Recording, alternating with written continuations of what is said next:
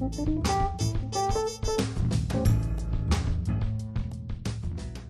you ever had any doubt that the building of automobiles was a truly international affair, consider the Honda Civic SiR, designed in Japan, built in the UK, and sold in North America. You just don't get any more international than that. Since they began doing business in North America back in the late 60s, early 1970s, Honda has displayed an uncanny sense of timing and marketing savvy. But for reasons that we're not quite clear on, a few years back, the brain trust at Honda decided buyers didn't want an affordable two-door hatchback anymore. But Honda seems to have had a rethink, and with the SiR have brought in a reborn version of the Civic hatchback.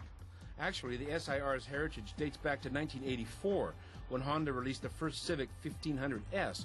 In 1989, after a brief hiatus, the S evolved into the SI, which carried on in three-door form until 1993.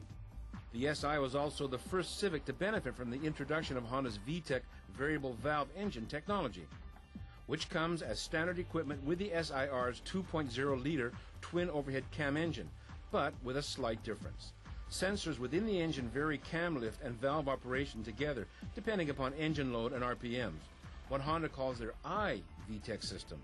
The result is 160 horsepower at 6,500 RPM and 132 foot-pounds of torque at 5,000 RPM, smoothly delivered.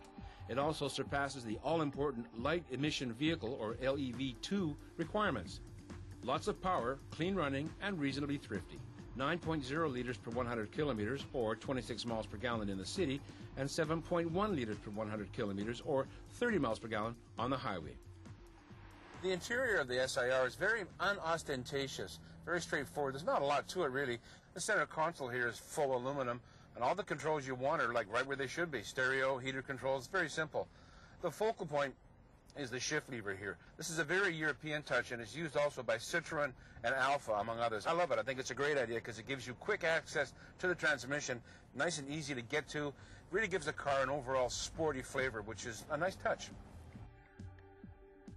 Other standard equipment includes cruise control, air conditioning, power windows and door locks, four-wheel disc brakes with ABS, dual front airbags, 195/60 R15 wheels and tires, and electrically assisted rack and pinion power steering.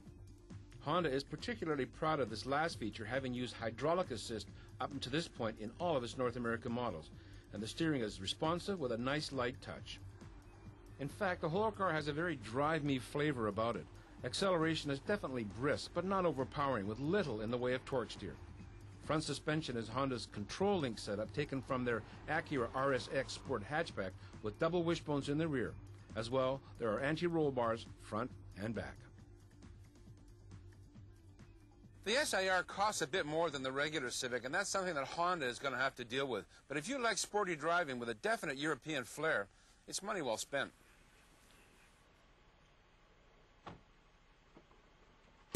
Thank you.